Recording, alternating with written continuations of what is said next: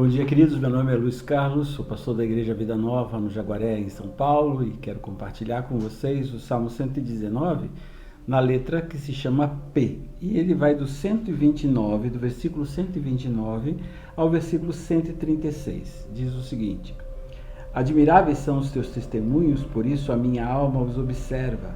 A revelação das tuas palavras esclarece e dá entendimento aos simples. Abro a boca e aspiro, porque anelo os teus mandamentos. Volta-te para mim e tem piedade de mim, segundo costumas fazer aos que amam o teu nome. Firma os meus passos na tua palavra e não me domine iniquidade alguma. Livra-me da opressão do homem e guardarei os teus preceitos. Faze resplandecer o teu rosto sobre o teu servo e ensina-me os teus decretos.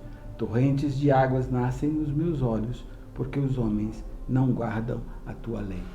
Quando a gente pensa nessas letras que iniciam cada sessão desse Salmo 119, a ênfase quase sempre recai na primeira palavra, porque essa primeira palavra vem escrita com essa letra, a que se refere àquela sessão. Então, por exemplo, P, que é uma letra do alfabeto, é a primeira palavra, começa com essa letra. E aqui, admiráveis, diz o texto, admiráveis são os teus testemunhos. Quase sempre a gente não reflete muito sobre as coisas que o Antigo Testamento trata sobre a revelação da palavra. A revelação da palavra se consiste basicamente naqueles 10 mandamentos, ele é o fundamento de toda a revelação. Tudo o que foi escrito e foi decidido e estão lá naqueles 10 mandamentos. E se você exprimi-los um pouquinho mais, dá uma apertadinha a mais, eles podem ser resumidos em 2 mandamentos: amar a Deus sobre todas as coisas e ao teu próximo como a ti mesmo. Porque os 4 primeiros mandamentos se referem no meu relacionamento com Deus. E os 6 seguintes é o próximo. Só que esses 10 mandamentos, eles precisavam ser guardados dentro da Arca da Aliança. E ali dentro dessa Arca da Aliança tinha 3 objetos, basicamente a Bíblia diz. Ali dentro da Arca da Aliança havia a lei, os 10 mandamentos, aquele que Moisés recebeu pela segunda vez. Havia a vara de Arão, que a tinha florescido. E havia um pão, um maná que caiu no deserto. Então nessa Arca da Aliança tinham três objetos que representam também a pessoa da Trindade. Você vai ter a palavra de Deus, você vai ter o poder do Espírito Santo e você vai ter o pão que Jesus diz: eu sou o pão que desceu do céu. E tudo isso consistia essa revelação, os testemunhos, os decretos de Deus.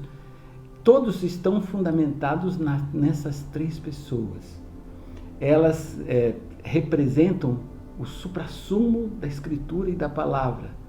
Por isso que ele diz que aquilo traz entendimento, a revelação das tuas palavras esclarece e dá entendimento aos simples. Se a minha vida for viver na dependência da Palavra de Deus, na dependência do poder do Espírito Santo e na confiança em Jesus Cristo como aquele que me supre, aquele que me liberta, aquele que me sustenta, eu vou conseguir viver uma vida de sabedoria e mesmo que seja a pessoa mais simples, a pessoa mais sem o preparo que muitas vezes as pessoas pensam que para conquistar o céu eu preciso de tanto conhecimento. Esse era um pensamento grego que somente os iluminados, assim, pelo nascimento, por algumas conquistas, poderiam alcançar a suprema revelação. Mas na Bíblia não.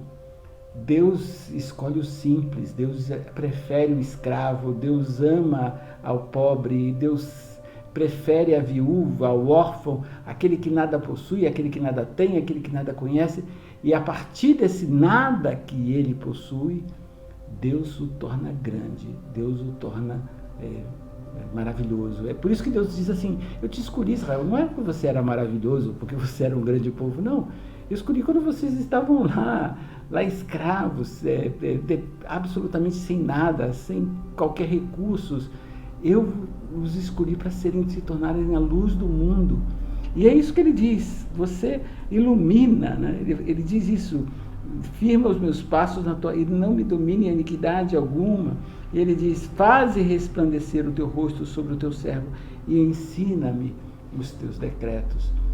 O salmista que escreve esses salmos, seja ele uma compilação, seja ele uma autoria, ele sabe e entende que a palavra de Deus, manifestado na vida dessas três pessoas, dessa caixa de revelação, né? Porque a arca era a caixa de revelação, o lugar mais importante, o objeto mais importante do santuário, porque ali consistia as três pessoas, ali estavam as três pessoas, agindo no meio do povo, operando no meio do povo, fazendo os milagres, educando, ensinando.